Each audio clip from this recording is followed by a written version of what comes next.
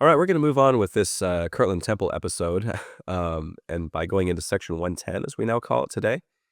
And there's not a lot of copies of this. It's a very interesting thing because this is a crucial and pivotal moment in church history.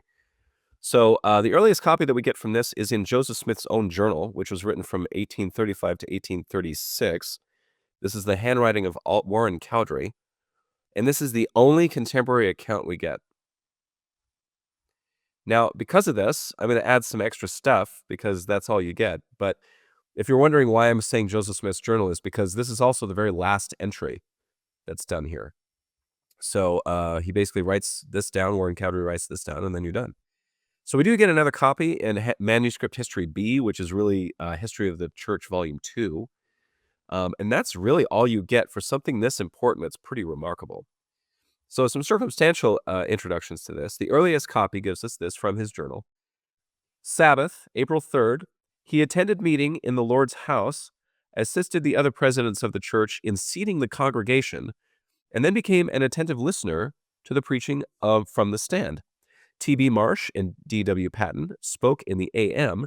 to an attentive audience of about 1,000 persons.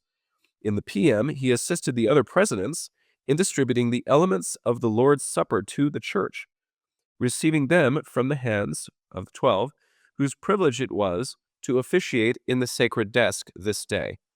After having performed this service to his brethren, he retired to the pulpit, the veils being dropped, and bowed himself with O. Cowdery in solemn but silent prayer to the Most High.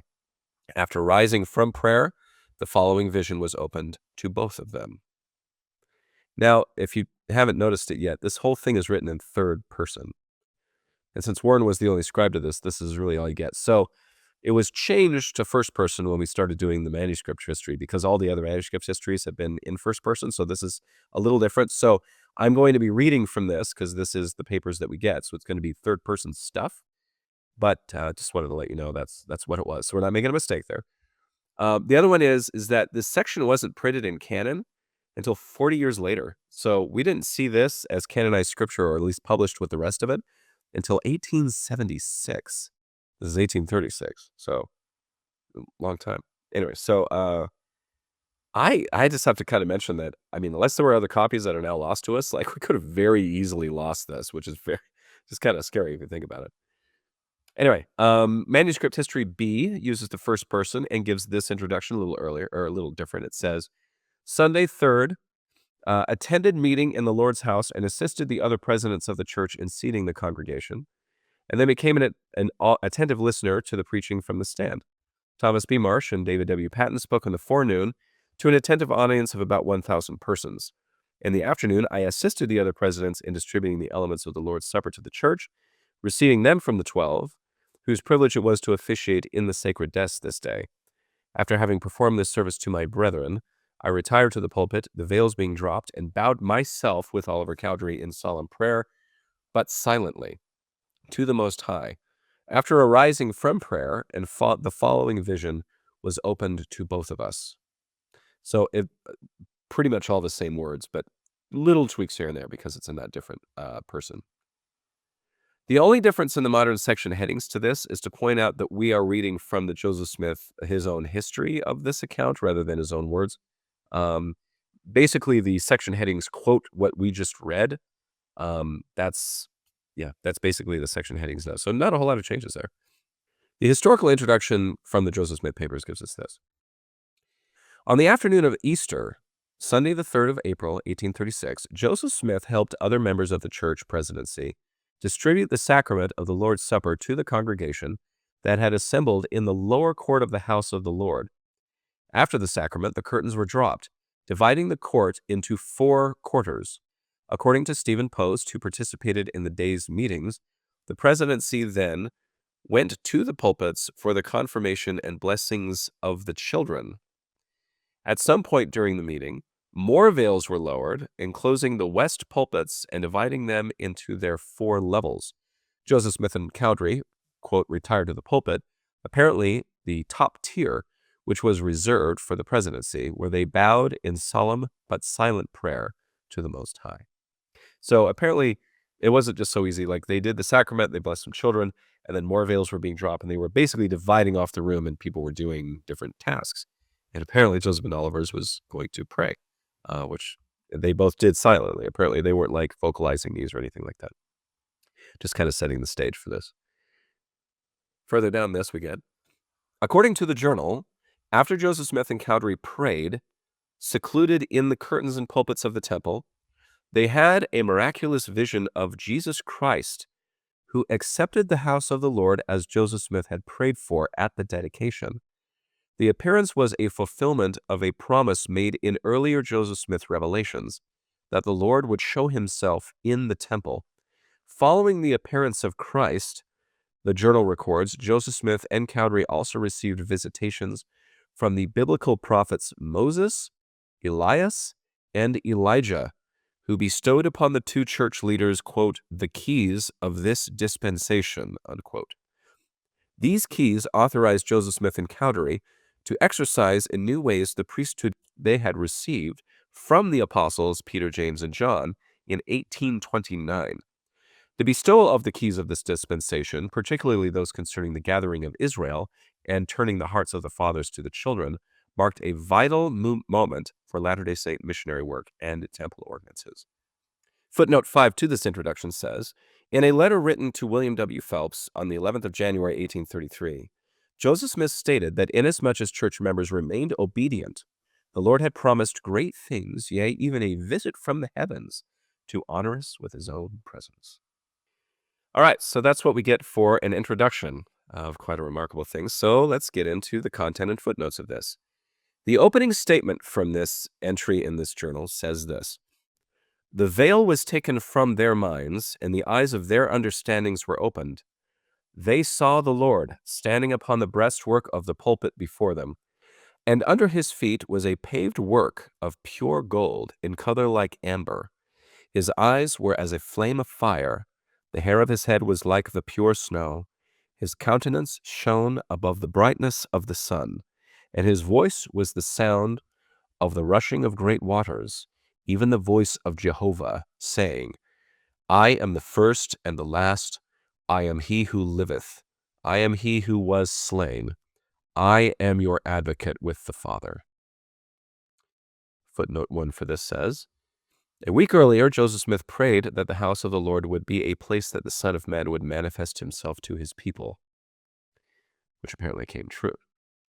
Footnote 2.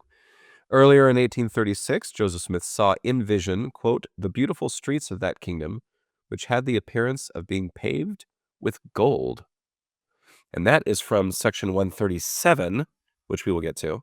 But this is a section that's way out of order. It's 137, but it really happened before even the temple was dedicated. So there you go. So that's the first visit, is Jesus Christ himself. He's accepting the house. He's saying, basically, well done, and I've accepted this house. Now, the second visit we get is this. After this vision closed, the heavens were again opened unto them, and Moses appeared before them and committed unto them the keys of the gathering of Israel from the four parts of the earth, and the leading of the 10 tribes from the land of the north. Footnote 7 for this says, Joseph Smith's translation of the Book of Mormon, as well as subsequent prophecies, stated that in the last days, the lost 10 tribes would return from the north countries. So apparently a fulfillment of that. We get a third visit here from the text again. After this, Elias appeared and committed the dispensation of the gospel of Abraham, saying that in them and their seed all generations after them would be blessed. Footnote 8 for this says, Joseph Smith's revelations used the generic term Elias to refer to various messengers who appeared as forerunners to the first or second comings of Jesus Christ. I'd also say, if you're not familiar with this, this Elias comes and basically bestows upon them the Abrahamic covenant, which is that through him and his seed, all the nations of the earth would be blessed. So apparently that was given to Joseph Smith and Oliver Cowdery. And I believe the interpretation of that by many is the power to seal families together. This idea that if you're sealed and you and your spouse are sealed and your children are sealed to you, that all your generations will be blessed, and the many nations that could come from you is one interpretation. And we get our final visit, fourth visit, and some closing statements. It says this. After this vision had closed, another great and glorious vision burst upon them.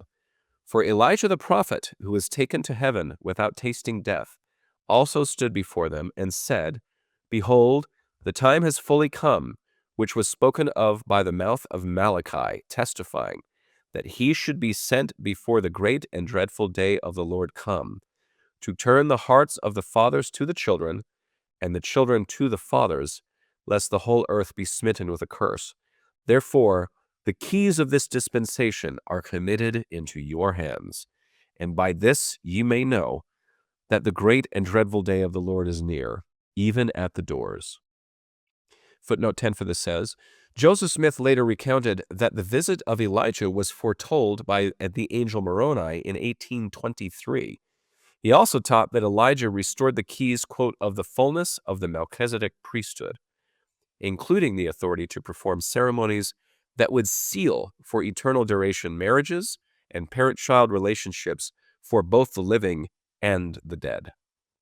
And this is something, if you're not a member of the church, that is referred to a lot, is the spirit of Elijah, we call it. Like, there's a lot of genealogical research going on. We believe that that is the spirit of Elijah working.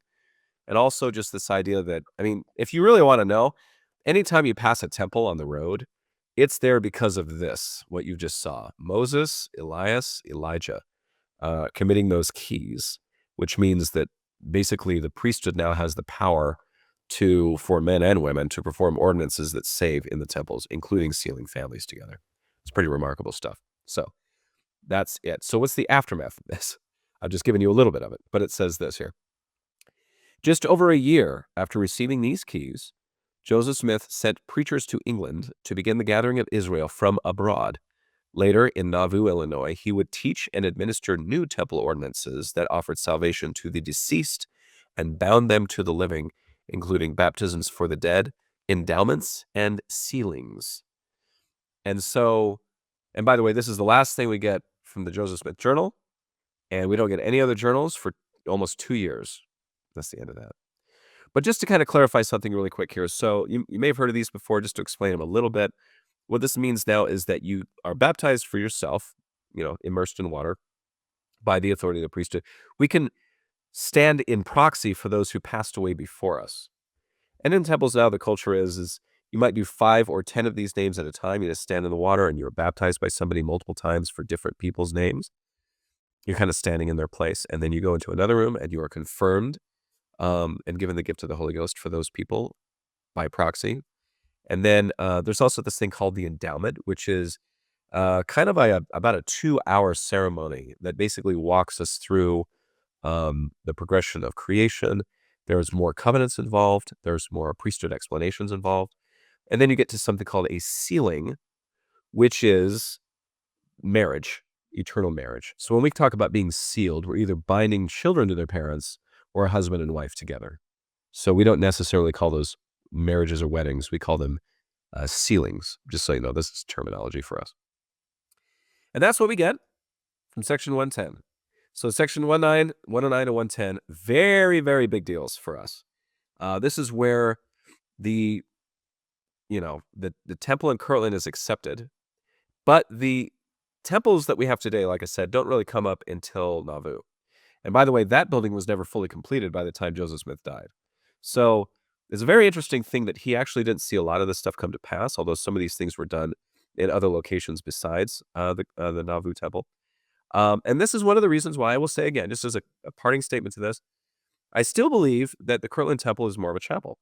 So during this key theophany that happens, this dispensation of keys, you have people coming down, but it happens after they bless and pass the sacrament. And they drop veils and they have different things going on. I brought this up to somebody and they said, well, we won't have visions. But I say, well, I mean, I guess if you believe and you're partaking in the sacrament, what means you can't have one in a Latter-day Saint chapel. I don't want to demean the temple. What I hope to do is elevate chapels and elevate sacrament meetings and elevate all the beautiful and wonderful things that you do every Sunday. So I love that the event that kicked this off, this, again, cacophony of angels and Jesus Christ appearing and all this, was a sacrament meeting. So I think that's a really interesting kind of footnote. it doesn't have to be something wacky, and this is something that's very interesting about Latter-day Saint theology. These kind of very large things happen with stuff that we literally do every week. And I think that's notable. I think that's important. And a lot of current general authorities will say that the sacrament meeting is the most important meeting in the church. And I think some of that comes from this. So I hope this has elevated some of that for you. As we move on in other parts, we're going to be talking about a lot of the history surrounding this. But because there's so much of that, I didn't want to break up this amazing week-long theophany that happens. And so hopefully that's been helpful to you, and stick around for the filling in of the history in this episode.